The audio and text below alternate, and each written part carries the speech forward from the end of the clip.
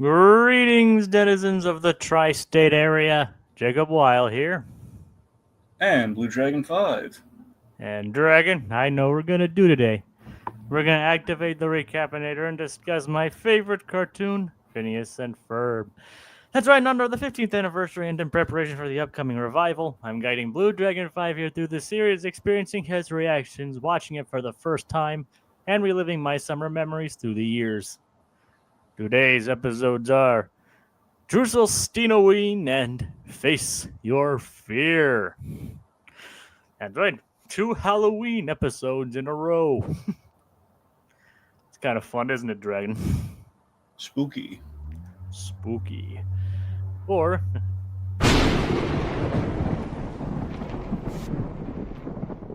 spooky. All right. So, Dragon, what are your thoughts on Druselsteinoween? I really liked it as a Halloween special. Yep. A little unseasonal given when we're covering it, but that's not the episode's fault. Yeah, I mean, yeah, that's what you said basically about last week's episode too. Mm-hmm. I mean, Dragon, we've hit a lot of episodes at their appropriate seasons. We were bound to come up to one that wasn't. Yeah. That wasn't right. I mean, like, remember, we got like the Christmas episode and the New Year's ones at the right time. We were bound to run into the snag somewhere. Mm-hmm. So let's just be glad we got those right. Yep. All right. So you did, but you liked the episode otherwise, though.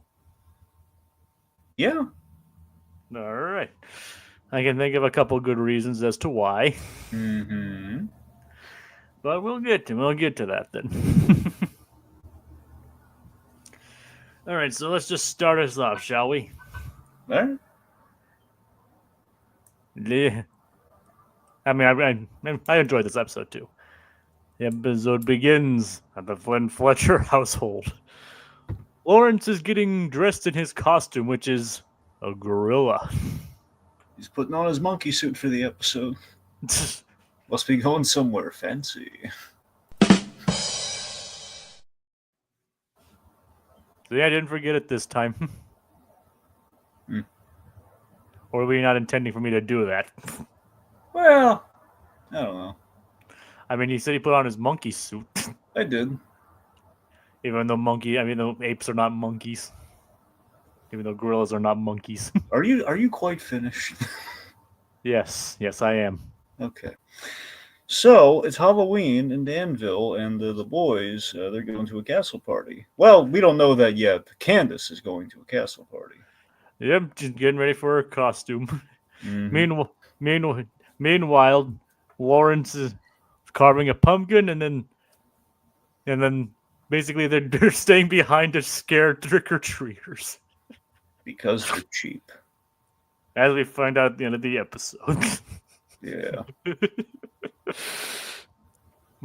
So Lawrence is dressed as a gorilla and Linda's a nurse. Hello, nurse. Yep. Oh no, a gorilla.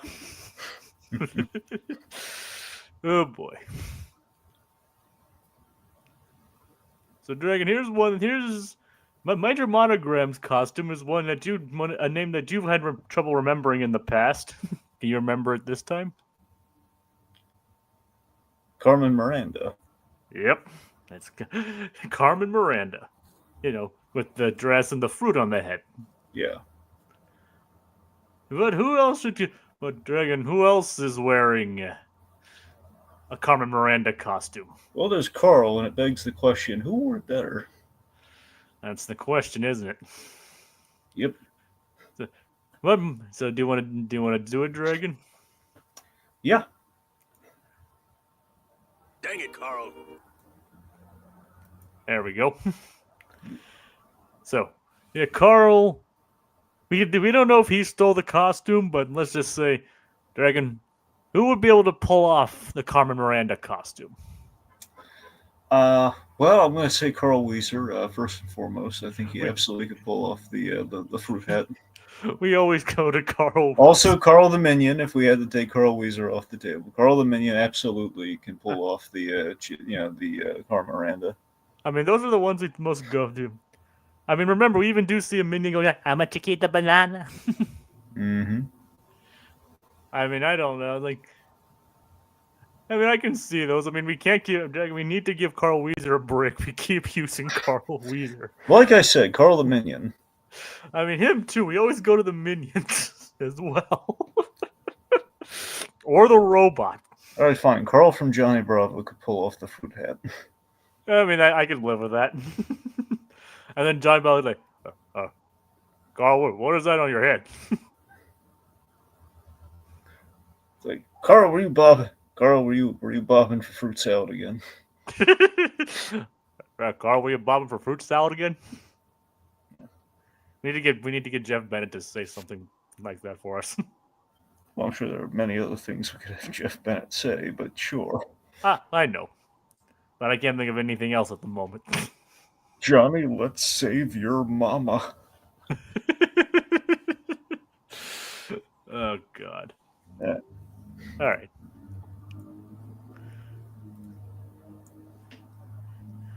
So, yeah. So we don't see Carl for the rest of the episode. We assume that he maintains the Carmen Miranda outfit. So, what else? What happens next, Dragon? If you will. So, speaking of the castle party, Vanessa is throwing the castle party. And thanks to the help of her party planners, Phineas and Ferb. Oh, yeah. At Tomb, Vanessa. Yep. Meanwhile, so Monty plans on showing up as the Scarlet Pimpernel. Yep. And he leaves Agent M. He leaves Agent M to continue his mission. Mm-hmm. I feel bad for Agent M. You can tell he's having a good time with Monty. Yep. It's like, he's a poor moose. Yep. It feels like he belongs to Calca more than he does Alca, but you know. I mean, there are moose in the United States. Huh? And it's not Precious Albert the Moose Dragon. That's true. But he could have been his double, like for security purposes. He could have impersonated Albert. True. I don't know why they didn't. They couldn't have sent him. They could have sent him, I guess. But he's not exactly the most covert of agents, is he? No. No, he's not as stealthy as a platypus. No. So speaking of the platypus, he's actually helpful to Doof this episode. Yeah, so Doofenshmirtz. I love that we usually a classic Scooby-Doo plot here. It's kind of the equivalent of the whole like, well, we have to stay the night in the spooky house to inherit the fortune. Where essentially it's like a night of fright is no delight. That's the one. So basically we're off formula here. Doofenshmirtz. He was left this awesome castle that was just delivered with everything, including the moat. Somehow they got that on the plane. Oh yeah. And unlike all of his other relatives, his great aunt Henrietta Hockenspit. I'm convinced Henrietta is a reference to The Evil Dead. Very well could be. But Henrietta Hockenspit, she actually liked Doofen. She actually liked Heinz. And hated Roger. Yep. Let me ask you, do you think she actually liked Heinz, or do you think she just liked ketchup? I don't know. Maybe a bit of both. Maybe she liked the fact that he was named after ketchup. Okay. I mean, what do you think? I mean, look, I like to think that there was at least one relative in the Doofenshmirtz family that liked him, but I mean, I don't know. It feels like just again to justify like, how does that happen? Oh no, she just like Roger's like, oh Heinz, you don't understand. She just liked ketchup. Just Roger just like there's deranged people from Two Heads Are Better Than None.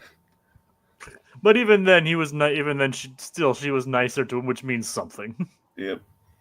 So she left him this awesome castle. Within it is a treasure. So Perry puts on his adventure fedora, which of course is the Indiana Jones one, and they go looking for treasure. Yeah, which looks exactly the same as his regular one.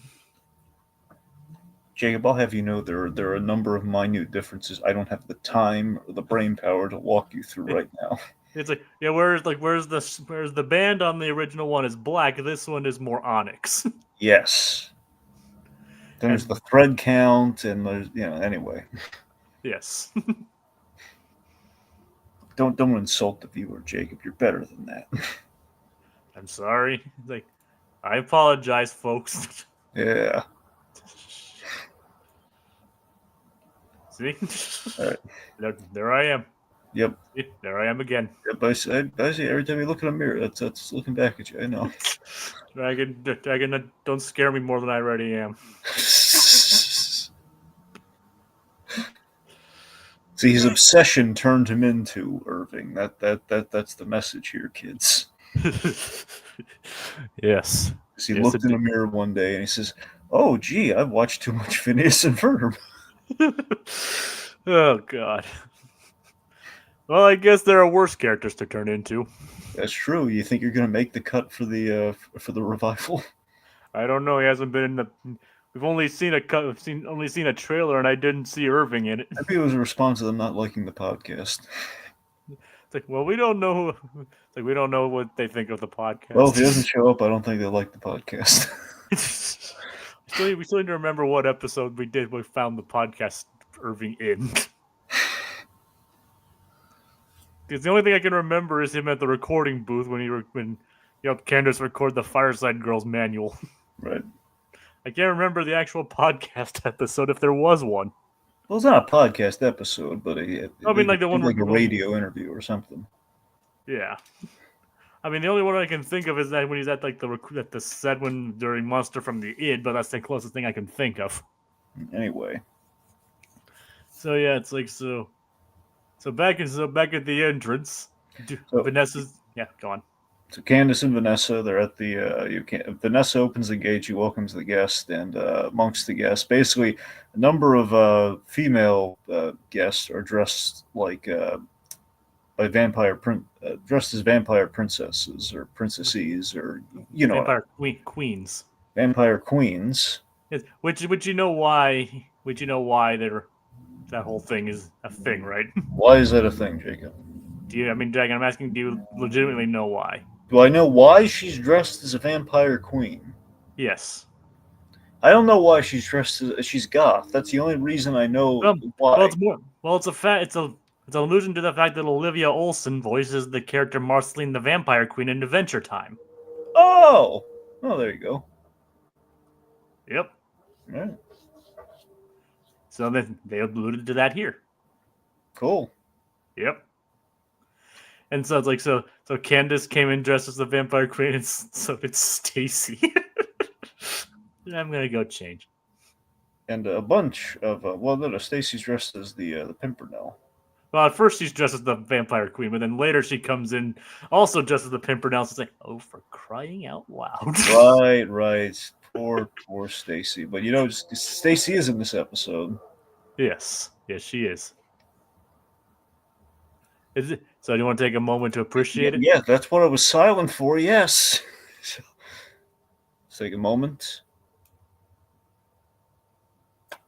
All right, we appreciate you, Kelly. Who's on first? She is in our hearts. Always. All right. Anyway, yeah. So we have the dual vampire queens, and Stacy and plus others who are dressed like her, and we also have apparently more than one guy is dressed as the Scarlet Pimpernel, including Jeremy, who mistakes Vanessa as his vampire queen. Yep, it's like she tries to hold like, oh no, a vampire. Good thing my neck's covered. And then when he tries it on Candace, like, yeah, I heard you the first time. Now, Jacob, do you know what time it is? I'm Dragon, and I do know what time it is. It's Gritty Reboot time!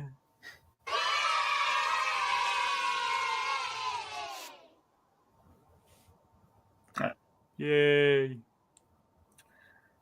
GRTY. GRTY. Well, I was trying to shorten it for musical, And GRITTY. RITTY, reboot time. Yes. So, Dragon, what is so gritty this time? Okay, but imagine in the revival, in the gritty reboot, I should say. Oh, Imagine boy. in the gritty reboot of Phineas and Ferb, we go the full Riverdale with this scene. Oh, no.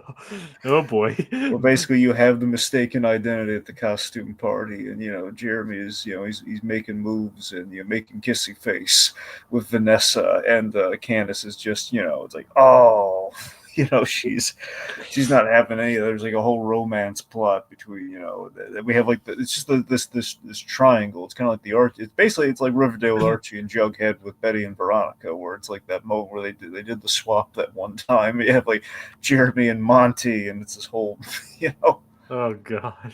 and they're kind of swapping or trying to make the other one jealous over a misunderstanding. Just teen drama. Hooray for bad CW writing. Yeah. I'm guessing that's considered bad writing. Well, after the first two seasons, yeah. There was a novel, well, admittedly, in the first season, as good as it is in comparison to the rest of that show. Again, it was kind of it was more of a self-aware parody, which kind of made it fun. But it was like Archie as Dawson's Creek. That was kind of the sell, so you can get away with that kind of stuff, knowing what it is. But then it just kind of lost all sense of reality.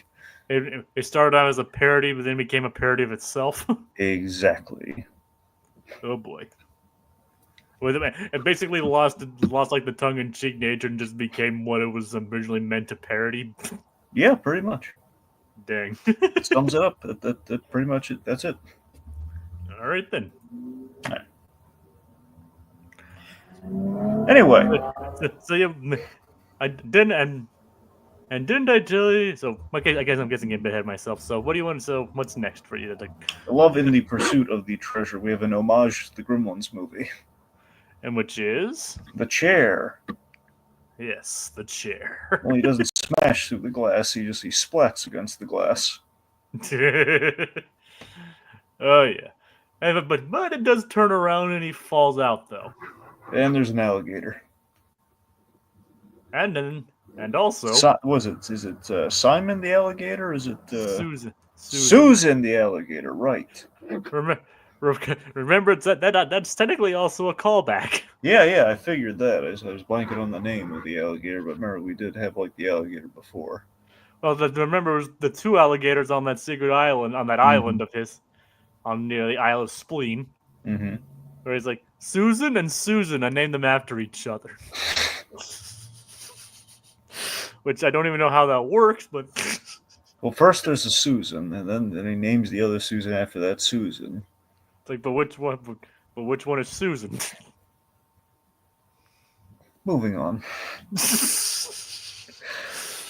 So we have Isabella Rella. Yep. And she's like, well, if I lose my slipper, you know where to find me. And then she loses her slipper into a bucket of punch or bowl of punch. Yep. It's like, I wouldn't drink that. Ugh. You know what that reminds me of, though, right? What does it remind you? Oh, it reminds you of the gag from Ed, Edd n Eddy, doesn't it? Actually, no, but you have to remind me what that is because I don't remember that one. But it wasn't a shoe, but it was a Speedo. It's like I don't remember that one. Yeah, that was it's an episode called "Pop Goes the Ed." I think it's probably one where the Eds throw a party. I'm guessing. Yeah, the Eds they crash a party. Is that the one where Jimmy's dancing? Well, I mean, he kind of dances a few. Well, I mean, he dances with everyone else. All right, never mind. But the one that what it reminded me of kind of was Fairly Odd Parents, the lemonade. Right, that's a good goal. Yeah, it's like I finished my Jimmy Neutron binge recently, so I ended on the Jimmy Timmy Power Hours. Nice. Yeah. But yeah, where Cosmo took his socks and dipped them in the lemonade. Yep. Oh God! Who wanted the drink? What was that? Yeah, Dale Dimmadome. yeah, Dale Dimmadome. He says, I need something to drink. Here you go. I wish my father were here. Yep, And this is Dale Dimmadome, heir to the Dimmadome fortune. very convenient. Yep.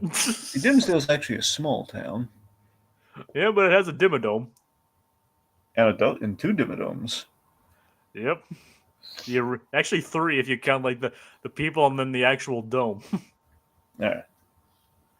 Doug Dimmadome, owner of the Dale Dimmadome. Anyway.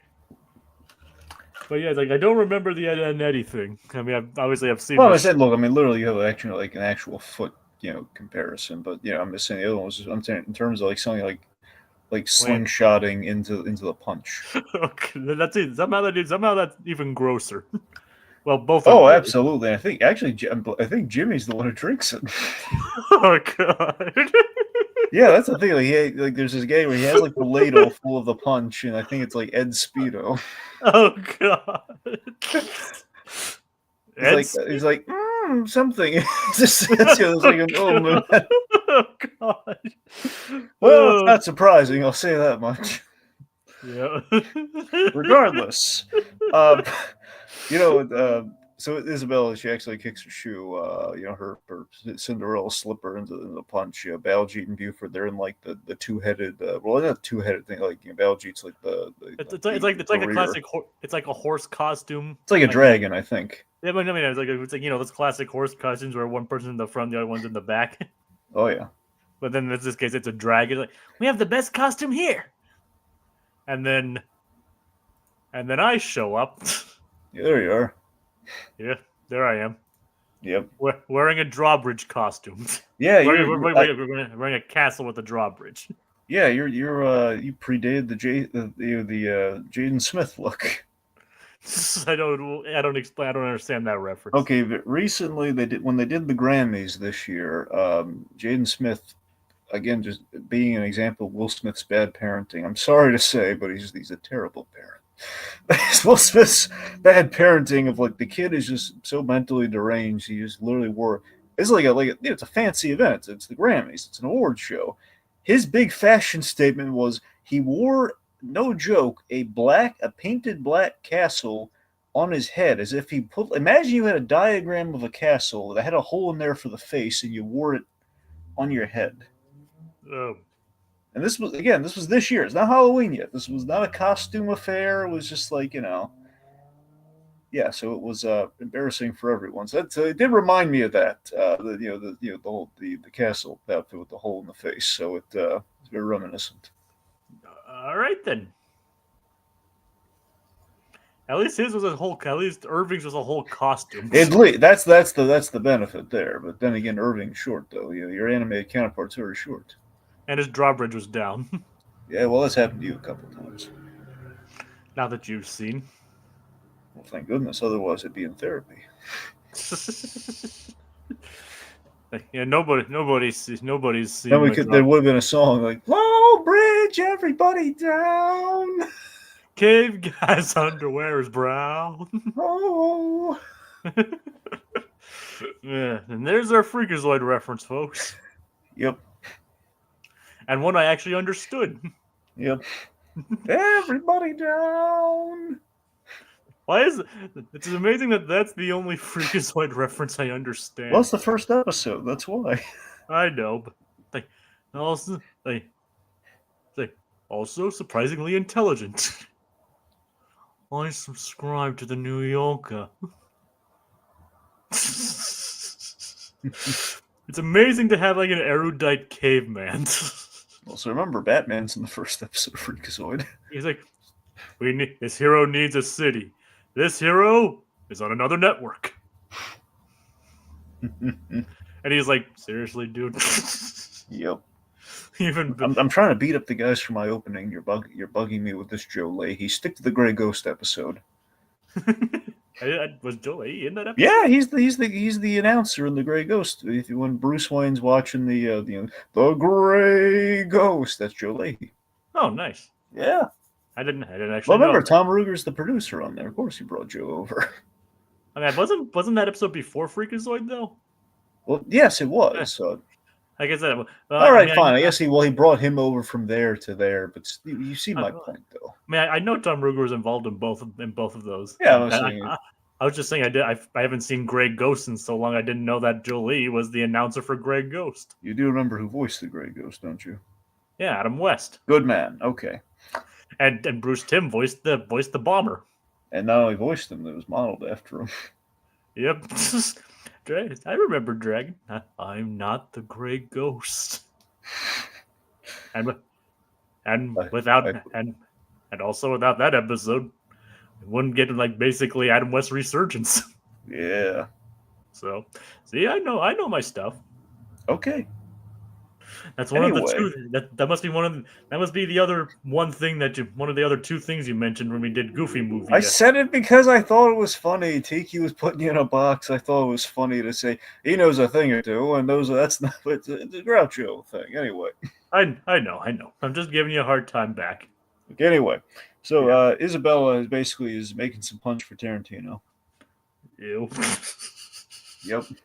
That's how Tarantino drinks his punch. With shoes in them. Well, actually, he actually does it like the old time. Back in the day, they do that weird thing where they drink champagne from the girl's slipper, right? Yeah, I vaguely remember hearing something like that. I'm saying you've seen the. Yeah, right. Never mind. Yeah, I forgot.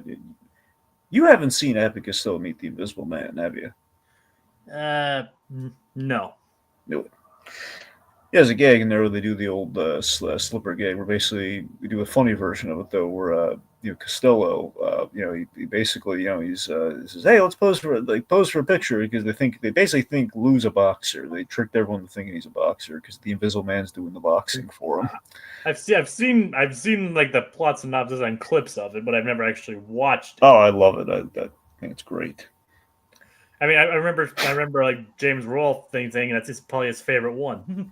That's wonderful. Anyway, so basically, the angry video game nerd. Well, I know who he is. All right, just wanted to. I know you know who he is. I'm just making it clear for people watching who might not. Yeah. So, anyway, they say, "Hey, pose for a picture." Would you Looper? Like his boxing name is Louis the Looper. Anyway, so can we get a picture? It's like, why don't we get a picture of you drinking champagne from her slipper? And basically, so he holds her shoe, but it's a shoe, so. I guess like an open-toed shoe, so there's no. So basically, as the champagne or the champagne's being poured in there, this guy next to him sitting at the table is just getting doused with the champagne. they couldn't get like a high heel or anything. Exactly. I still probably wouldn't partake in drinking out of as long as the shoe wasn't used, maybe. But what I'm saying, it's a use. You shoe. I'm just saying. They weren't concerned with health back in the 40s. Like I said, if the shoe wasn't used, I'd consider it. But even then, you had to consider the taste of the aftertaste of the material. Yeah, I mean, you have to be really in love with that woman to drink from her shoe. I mean, I have a thing for legs, but I don't have a thing for feet. Yep. Tarantino does, and I'll never understand why, but he does. Look, the heart wants what the heart wants, or yes, in his case, the soul wants what the soul wants.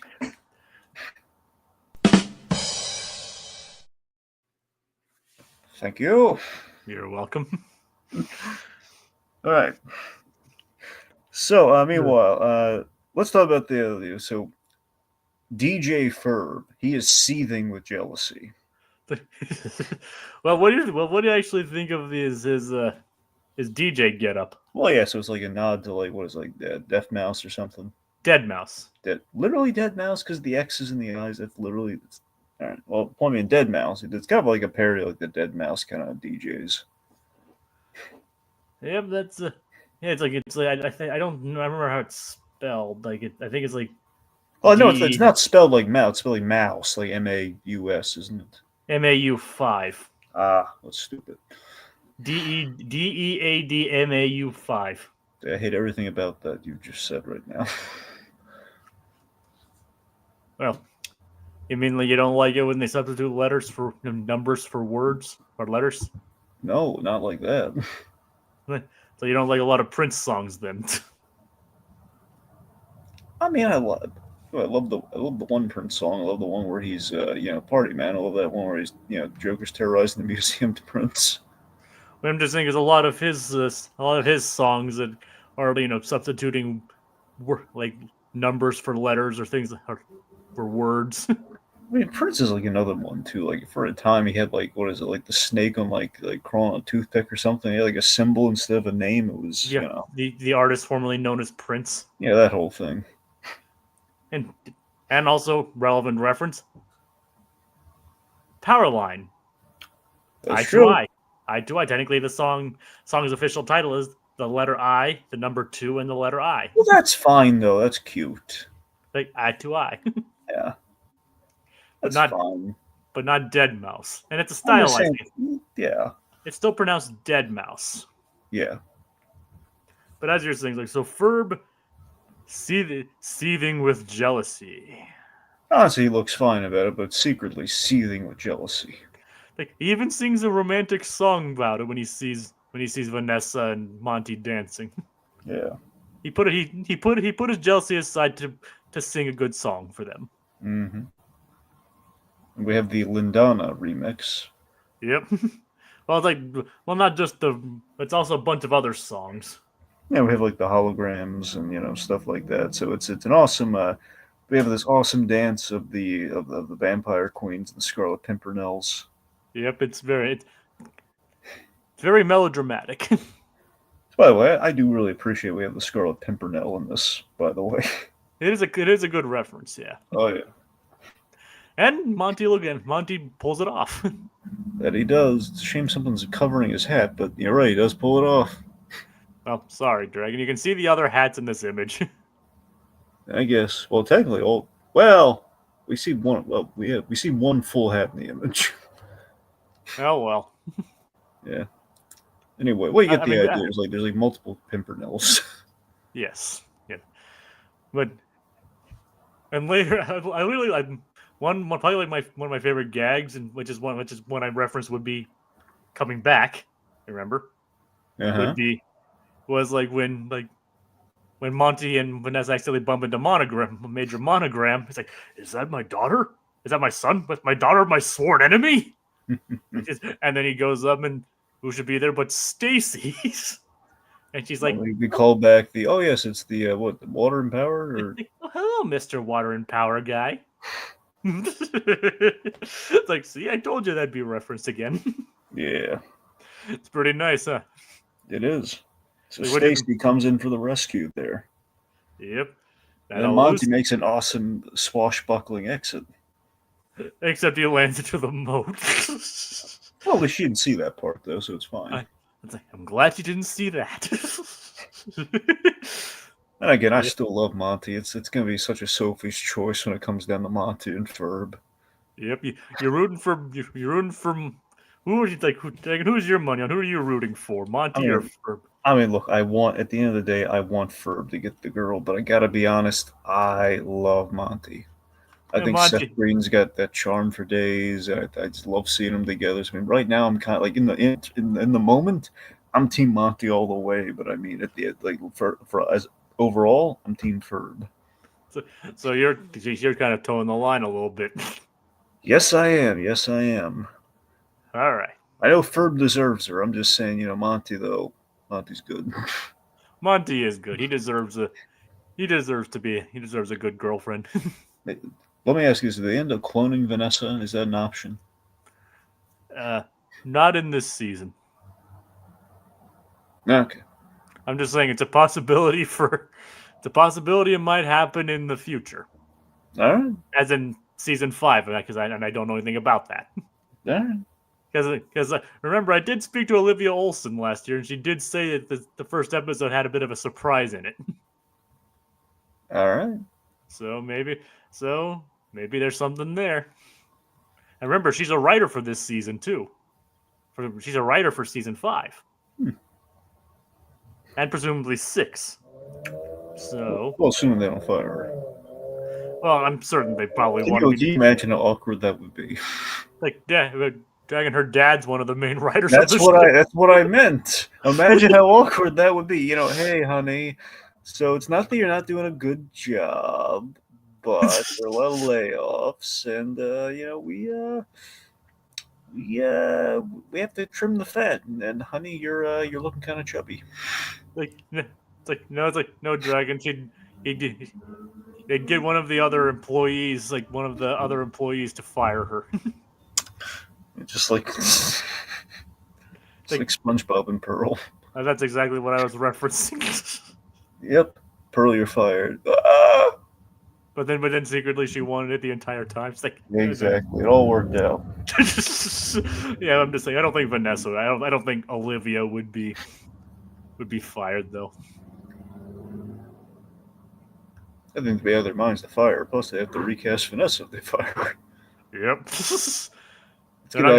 Let's get her in here to voice this Vanessa. I don't think they'd fire probably one of the best singers on their show. She's a singer, she's a songwriter, now she's a writer. She's all in this thing.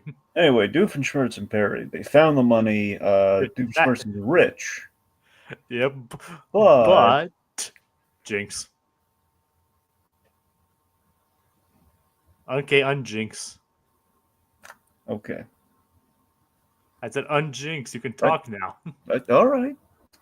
So they're rich, but he has to pay all the fees and taxes on the castle he inherited. And this is a real life thing, but this is why these are the perils of land ownership. I'm going to go for a really obscure reference. Okay. You used me for land development. That's better. I know, but not really relevant. Okay, so in the Alf Christmas special, that it really is a deep pull. So the whole Mr. Foley, the Clavon Little character, he basically left the Tanners the cabin, and at the end, Willie kind of brings up gingerly that look, this is a very nice gesture, but we wouldn't use it that often, and basically, so in other words, you have a tax problem potentially. So it's the idea of you don't just inherit, you inherit all the the bills, the taxes, and that kind of stuff too. It's not just clean cut. You get it. So it's going to Doofenshmirtz is kind of learning that the hard way, the perils of land ownership. Sure, why not? Just great to see him kind of get the George Jetson treatment at the end of this. Poor guy. Yep. He was briefly rich, but it all got sucked away by Uncle Sam. Oh yeah. We even had the Department of Bureaucracy, which is just really funny to me. Almost kind of a redundant name. So I love Lawrence and Linda just being so adorable, scaring children and getting frisky. We're gonna save so much money on candy this year. They're frugal and hot for each other this episode, and I loved it. Yep. Oh no, a gorilla. Yeah. He's gonna climb the Empire State Building with that nurse. Oh god. I don't even know what that means, but he's gonna climb the Empire State Building. Dragon, are we sure? Never mind. I was gonna make a really. That's what I'm saying. I was trying to keep it light, Jacob. I was gonna say she's gonna be the one. I know. That's why I was dancing around. That's why I'm steering away from that, Dragon. This is why they're cutting you from season 5, Jacob. You're too edgy. It's oh yeah, then look at this face. I'm definitely edgy. Yeah. Well, it's rounded edges, but still they're edges. Rounded edges. Yeah. I'm so edgy. I'm spherical. Yeah, you're the bloomin' onion version of a trapper keeper. Spherical. All right, and of course, let's just mention the dances. We did get some Ginger and Baljeet again, and Phineas and Isabella danced together as well. Yeah, dancing barefoot. Yep. It's like I said, I wouldn't dance barefooted. I don't like feet, and I don't like feet. You're not Tarantino's demographic. It feels like. Dragon, I like Tarantino's movies. Don't get me wrong. But not Margot Robbie's feet. Not Margot Robbie's. Not her filthy hippie feet. No. Not her hippie feet. Nope. No. At least technically she wasn't a hippie, but still, she was hippie adjacent. Yes. But yes, not feet. I don't like feet. So moving on from my preferences, I guess. Yeah. Quagmire and Quentin Tarantino, they love feet.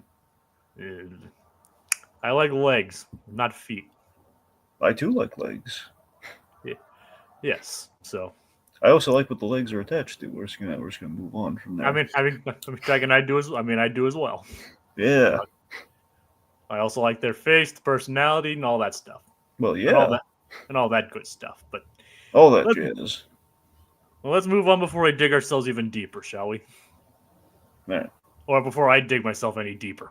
Yeah, before you are so fired from season 5. It's not even funny. It's like, all right, face your fear. Where Doofenshmirtz must confront his fear, and also the boys make a giant foam city, or a circular foam city, whatever. Dragon, your thoughts on Face Your Fear? I mean, this was funny, but it definitely feels like with the boys' story, it's like, yeah, we were phoning in because we put all the cool stuff in the Halloween episode. Yep, kind of like it's like even Ferb's kind of like, really, that's it, a rubber fire plug. It's like even he was kind of put up by the idea at first. Oh yeah. Until he learns what his idea was. So basically, Buford has insurance problems, which leads to them like, okay, let's make a foam hydrant. Ferb questions it, and we get the foam rubber neighborhood obstacle course on a treadmill. It's like, well, yeah.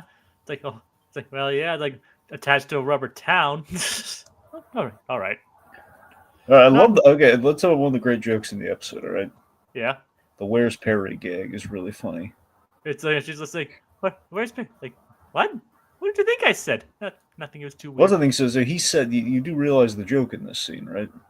What is it? So he says, "Where is Perry?" Yep. I was usually supposed to be "Where's Perry?" That's what's throwing her off. The funny thing is, like, Dan kind of had like made a whole joke about people looking too deep into that joke. I don't think he's looking too deep. I think that's. No, I'm not saying you're looking too deep, and that is it. But I don't think that was. I don't think he's gonna. I think he would just straight up say that wasn't their intention. But that is a good catch. Yeah. Like I said, I don't think that was the intention. I think Dan was just like basically like there's just a joke that we did.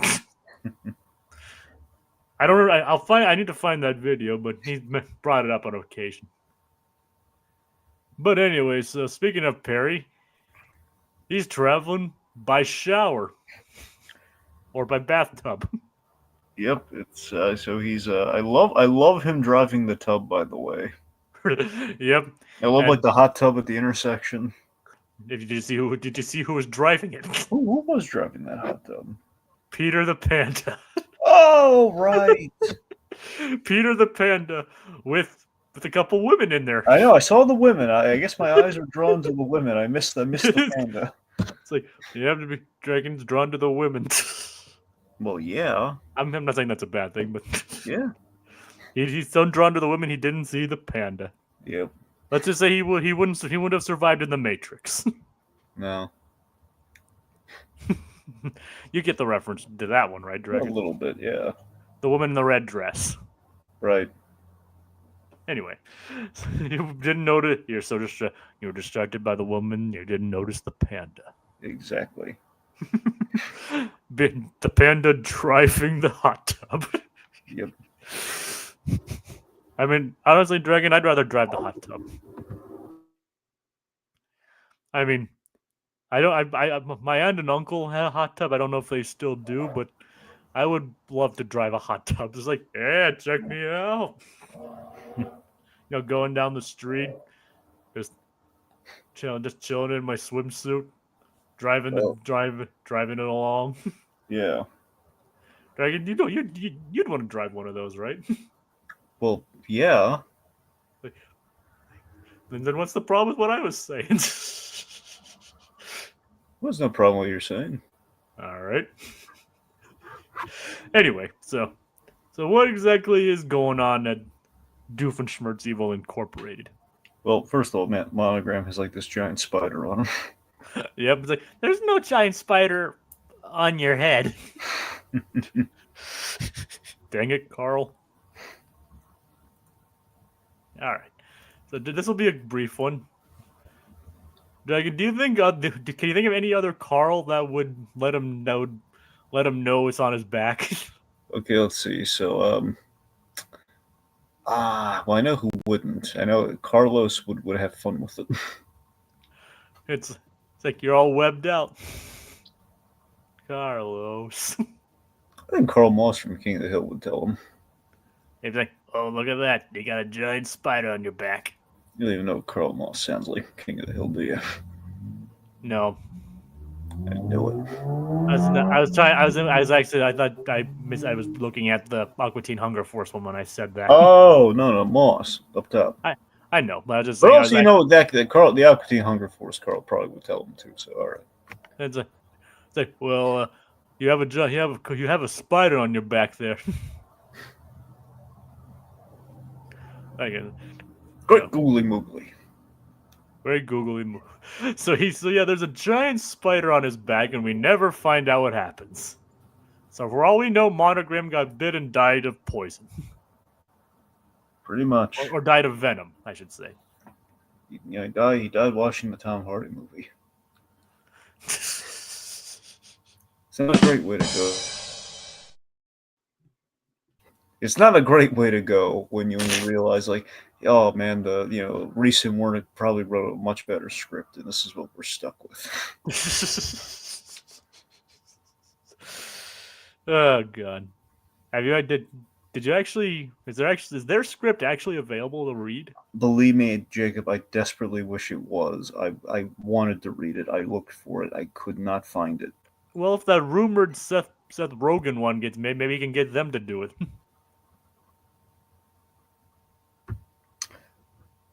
Wait, what? So I heard a while ago that like Seth Rogen is like planning, like it's like either like planning on or working on a animated Venom movie for Sony Pictures. When did you hear that? I don't remember. I heard it a while ago. It was a rumor of some kind. I don't know. Look, I'd be down for that. I don't think it's going to happen, but even so, I don't think they're going to. We're not going to be lucky enough to get those writers back. It's going to be Rogen and Evan Goldberg writing it, I'm sure. Well, they were collaborators when they did Teenage Mutant Ninja Turtles. Recent Warning? Well, not recent warning, but they had other writers besides Seth Rogen and. Look, I'm not saying that. My point being, it's not going to be those two. I'm just saying maybe it'll happen. Or do you? Okay, I'm going to bring up Great Googly Moogly. Every time I hear Monogram say that, it does make me think of a very obscure poem no one's going to remember. All right. Okay, Maggie and the Ferocious Beast. I think I've heard that. Yeah, where you have this big, this big yellow elephant-like thing with all the red spots, and it was Maggie, this human girl, and I think it was like, I don't know if it was like, I keep wanting to say Hampton, but it's not Hampton. It's Animaniacs. But yeah, it was just this really, it was Hamilton, I think, or something. But it just had this. It was like a Dick Jr. show. It was adorable. Hamilton. I think so. All right. But Hamilton Hawks. That sounds right. I'm just looking at the Wikipedia article. Oh well, there you go. Anyway, yeah, so Maggie and the Ferocious Beast was always like fun. Like the catchphrase, I can't remember if it was I think it was the Beast who said, it was the Beast or the girl that said Great Googly Moogly all the time. No, it's Beast. Okay, so he says it. Yes. There you go. And it's just kind of funny that the pig is named Hamilton Hawks. Yeah. Ham Hawks. Oh, no, yep, I got it. It's very depraved.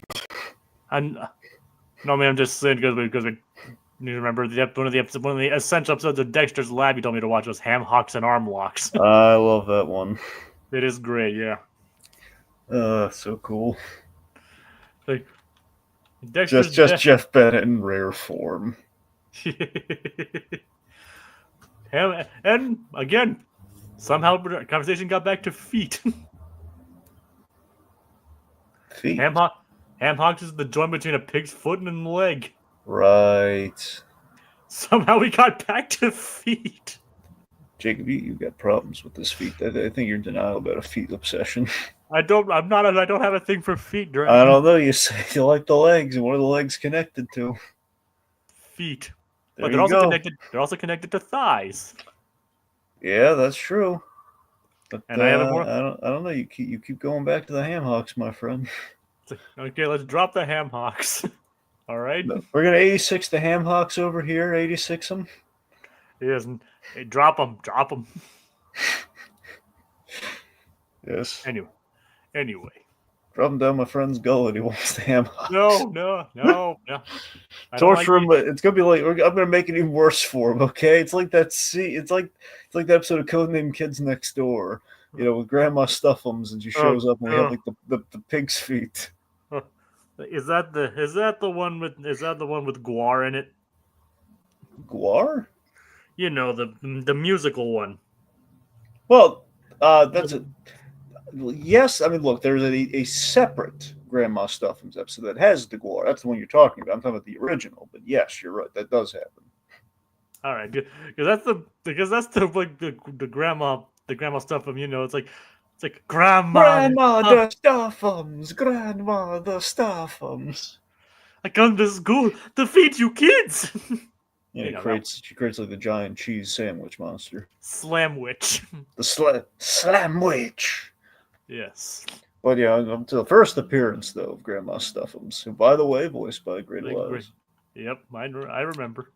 And she, anyways, this whole thing where she sicks like the gross foods on the kids, and I think there's like this video like number 3, you know, like the pickled, like you know the pig's feet, like you know, jump in her mouth, and it's like pickled pig's feet, I think it was. Yeah, something like that. But they're sentient; they're jumping into her mouth. Oh God. Yeah. I remember that. Oh God, no. Yeah, I'll give him another foot related trauma for Jacob. Then we're gonna move on. No more. Okay, what is it? SpongeBob. Your shoes untied. Well, no, that's good. Don't, Dragons. I'm trying to avoid the one you're gonna bring up. Yeah, I'm thinking of the Suds. You remember the Suds, don't you? Actually, no, that wasn't the one I was thinking of. Oh no, you're thinking of. Oh, yeah, I know one you're thinking. No, I'm not. I'm thinking about classic SpongeBob, Jacob. Classic SpongeBob. Okay, good. Not that one. Not that one. I'm not that sadistic. Okay, good. I'm talking like I can smell again. That one I'm fine with. Yeah, but by the way, I've been casually rewatching through SpongeBob again, the original seasons. All right. Yeah. Where are you right now? I think I'm still in season 1. I haven't gotten to the Suds episode yet, oddly enough. We did the Squidward tried to move. Technical it Acres? was no, not that. I love that one. That's no. Season 1 is like the season 1 was the opposite day episode where he basically was fed up with smoking. Oh, I know where I'm at. I'm on the ghost episode right now. Squidward has faked his death, or well, not faked his death, but essentially they kill his wax sculpture, and then he pretends to be a ghost to contact SpongeBob and Patrick. And I'm like right at where everyone showed up at his funeral. Oh, Squidward, we showed the moment we heard you were completely dead. It's like, all right, moment we were sure you were dead. That's the line. All right, get in. Yep. Too warm. Too cold. Too loose, Lautrec. All right. I know the actual show had a rim shot. I just wanted to add to it. Yep. All right. Okay. SpongeBob references aside. All right, stomping along in the conversation. Oh God. Just stomping along in kind of an I Love Lucy style winery. Dragon seems to think I have some kind of foot trauma. He does. He must have a foot trauma. I'm just saying I don't have a thing for feet. I'm not saying I mean, I'm just gonna dig myself deeper with it. Like the more I keep bringing it up. So let's just drop the whole feet thing. You'll be stomping yourself deeper in the winery. Mm. Anyway, so okay, let's see. So Jeremy's adorable with Candace in this episode. Yep, talking about how his father works at the space Labrador. Like laboratory. That reminds me of two jokes. All right. Reminds me of in my rewatch, we did have the first Plankton episode. This Brace yourself, SpongeBob. This is my lab, and this is my laboratory. Begin to seem like the dog on the screen. This is my lab. Then we have the Dexter's Lab gag with the lab where, like, Dexter, how long were you keeping this lab from me? And then it's a dog. Yeah. I love Labrador Retrievers. Labrador Retrievers are cute.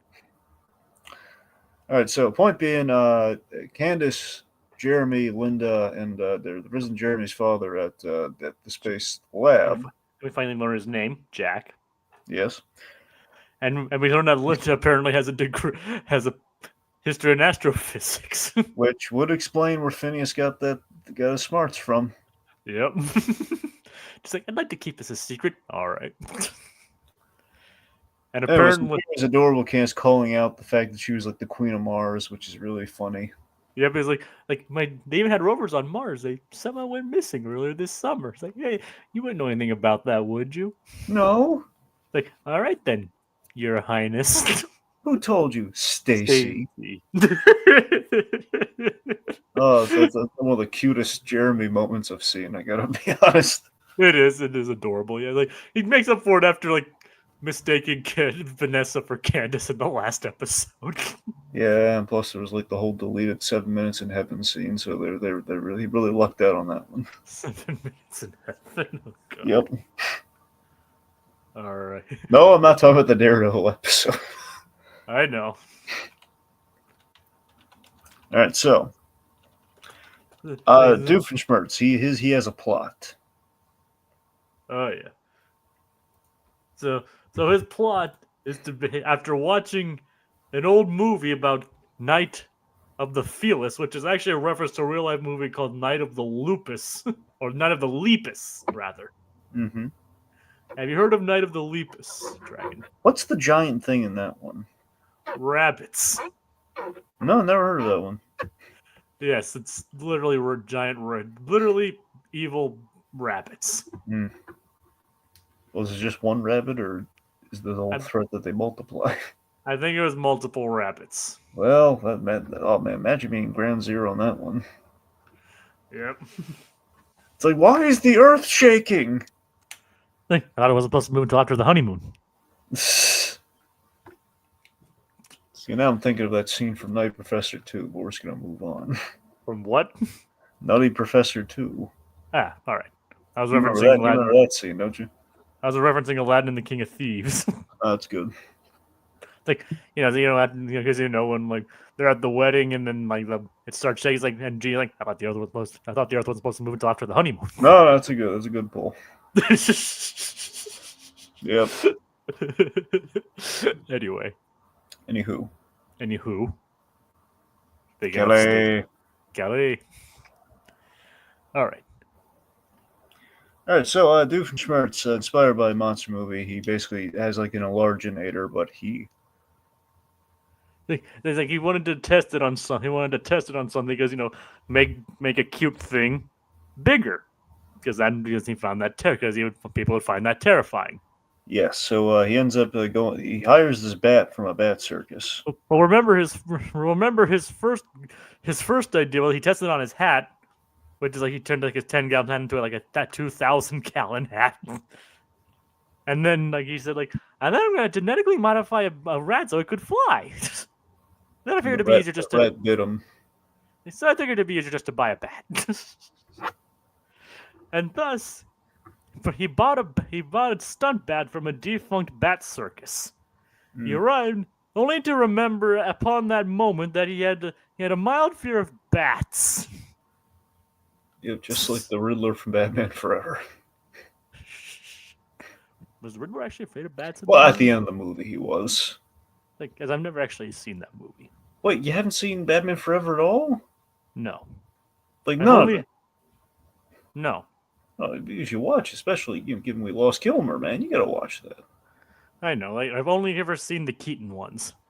I mean, look, the Keaton ones are great, but I'm just saying, Batman Forever is like the underrated one. Yes, Tommy Lee Jones kind of stinks in it, but aside from that, yeah, and like he was the one who out-hammed Jim Carrey in that movie. Yeah, which was a here's the first minute and a half of Tommy Lee Jones's Two-Face. Like, okay, this is actually I will give you, for example, the opening of Batman Forever with Two-Face. That is the most coherent that Two-Face is in that movie. Everything else is like, okay, now we're just going complete farce.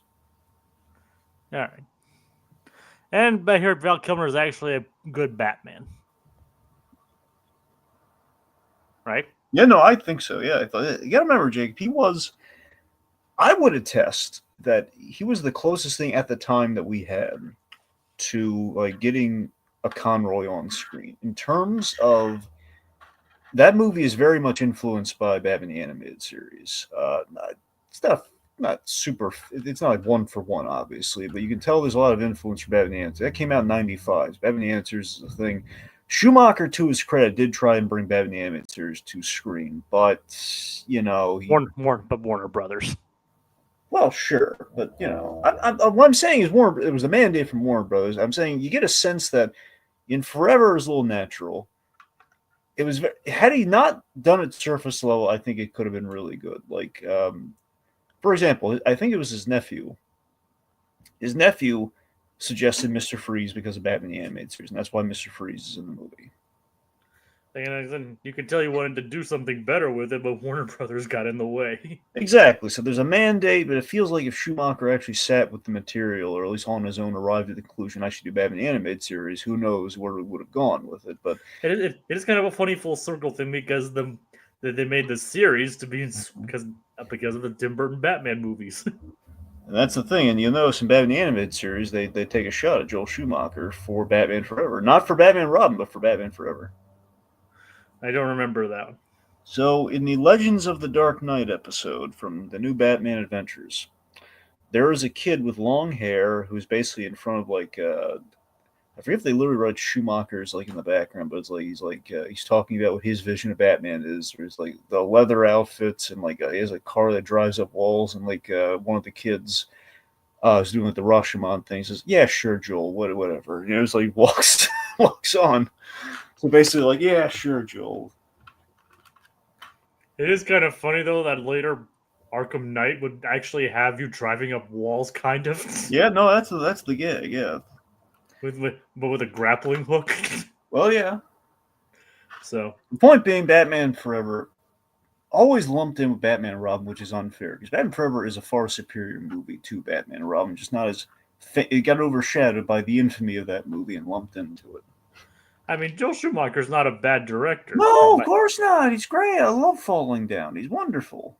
And he also didn't he also do The Lost Boys or something like that? Yeah, he did. Everyone loves The Lost Boys. Yeah. So it's so he has the capabilities. It's just that as it became very evident later on that it was mainly not his movie. It was mainly Warner Brothers doing everything. Yeah, and he apologized. He carried the water for Warner Brothers. He's the only one who took responsibility for that. Yep. Which is a shame. Hey, and he's gone now too, right? Yeah, oh yeah, he passed way before, yeah. I know. But, no. All right. Think so, yeah, Doofenshmirtz is afraid of bats. And apparently also shellfish. Which I thought that was even funnier. Because, you go to a restaurant... Dragon, don't you also go to restaurants featuring items you're afraid of? No. I'm just saying. Because that's what Doof... I don't go to a place where you eat I don't go to a place where you eat bees. I mean... I'm afraid of bees, too. Well, yeah, but I don't go to a place where you serve them as food. But I'm just saying the point is Doof like literally went to a place called Shellfish and I had shellfish in the name. He's like, get away. Very funny. Yep. I love our Like, payoff to that later, but we'll get there. yeah. The point being, things go horribly wrong as like Norm is trying to get the bat, and he stops throwing things, so he shoots the bat with the Well, the thing is, I found your radio was hardwired into your car. And then, of course, when he throws the radio, like don't throw the crowbar. That's imitatable. Do you think that was like a jab at S&P? A little bit. Or at least not jab, maybe a jab, but at least a reference. It's a reference to him for sure. Yeah, I mean, you remember the Animaniacs story, don't you? Well, I mean, which one? Well, there's this really funny gag where basically you get like a note from BS&P where you can't BS&P. Yep. Well, yeah. That's another.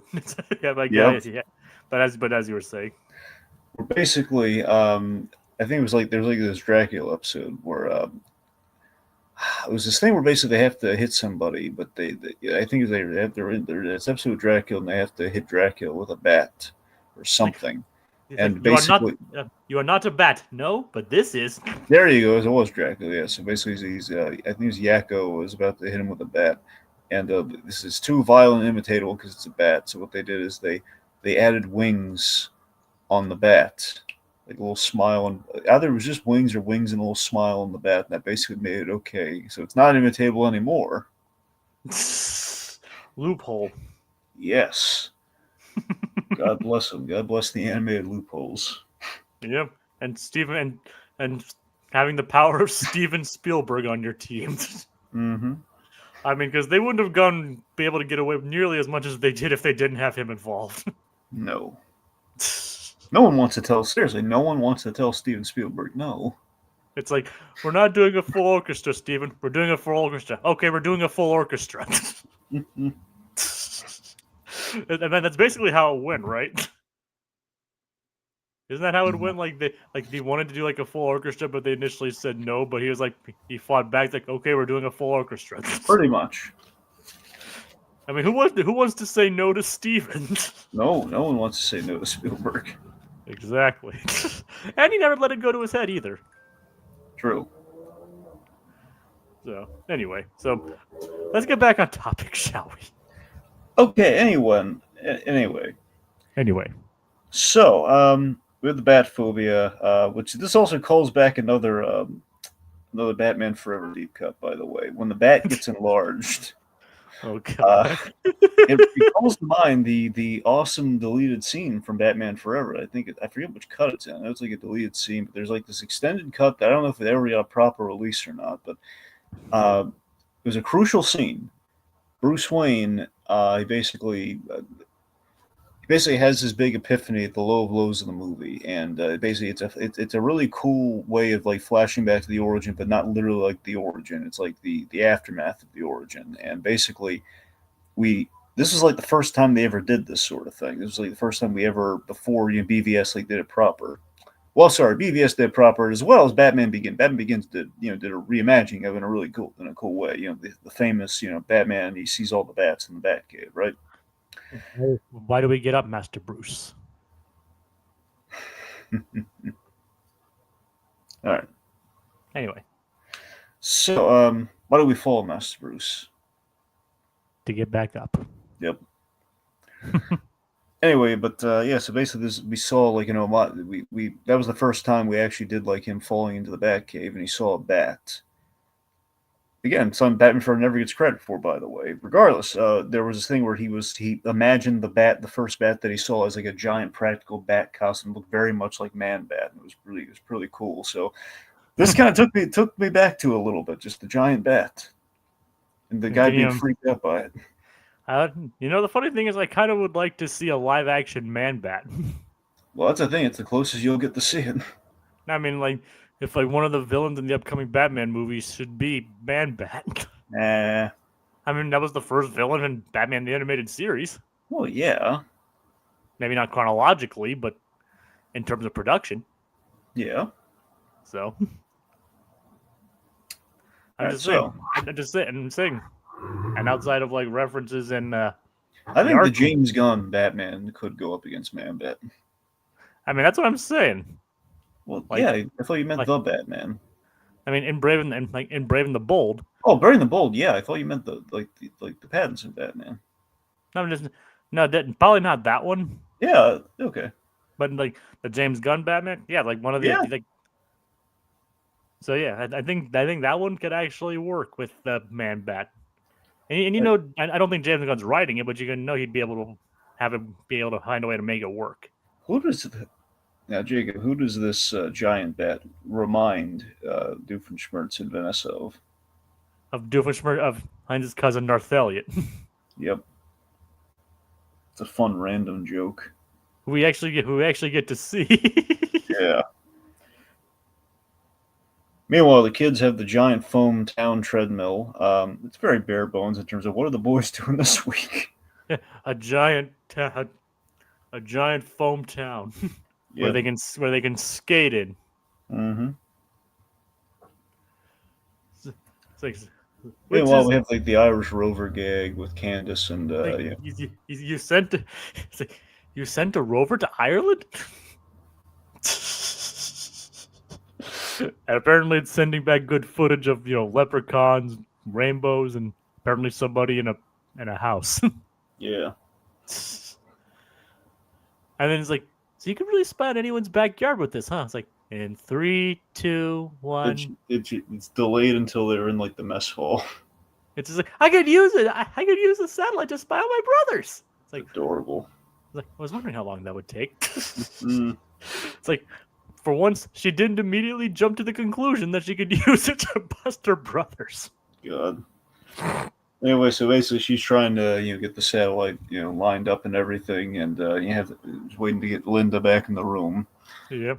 But the bat, so Vanessa, she tries doing the kind of the Batman Begins style exposure therapy with her dad. And I love how comforting she's like, hey, Dad, you just gotta face your fears. Like she's not like being embarrassed by it or anything like that. She's actually Trying to help, and then it instantly backfires. I love the moral. It's kind of like that SpongeBob episode, where he broke his butt.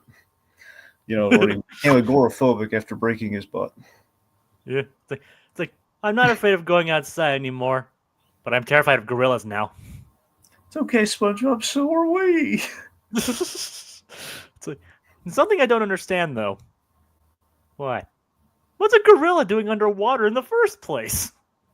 Well, you see, they're on to us, George. Let's get out of here. That's probably my favorite ending in SpongeBob. I still think that's Patrick Do we know who's under the gorilla costume? Well, like remember the original costume was like the original costume was Patrick. It's like and then another Patrick walked up. And then that was the gorilla. No, I mean like the live action one.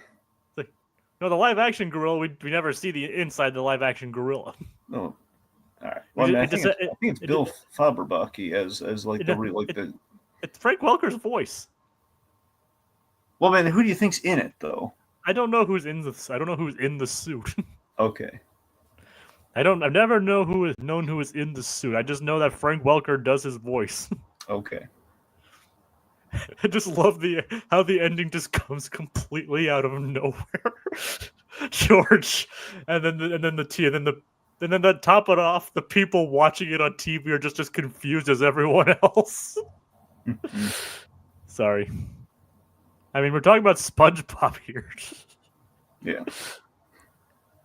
But Dragon, that also has one of my other favorite gags. The iron butt. Yeah, oh god, the iron butt. It itches. Like, oh man, it itches.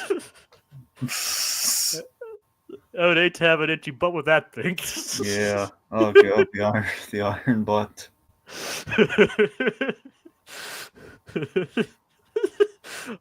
How did that guy get his butt so damaged that he had to have that attached to his butt? Jacob, there are some things we shouldn't question. Some things, my boy, are better left unsaid. We're going all over the place with the references. That's a Danny Phantom reference, kids. Yeah. We're going all over the place. And honestly, it's like one of the coolest Danny Phantom references too. It's like, oh my god, I love that moment. It is. It's like one of it's probably like the darkest moment in the whole show. I love Martin Mull so much in that show, and I love how he delivered that solemn moment of like, and some things are better left unsaid. Oh my god, it's so cool. He's like, some things, my boy, are better left unsaid. Oh man. Anyway, Like I said, probably the darkest moment in that whole show. see, people don't tune in to hear us talk about Phineas and Ferb. They tune in to hear us talk about everything but Phineas and Ferb. I mean, Phineas and Ferb is a good gateway, though. Okay, so that's the funny thing. This show is a great gateway to these other conversations. I love this. I love that Vanessa, she's like, she feels so bad, like your father then gets attacked by the thing. Yeah, it's the logic.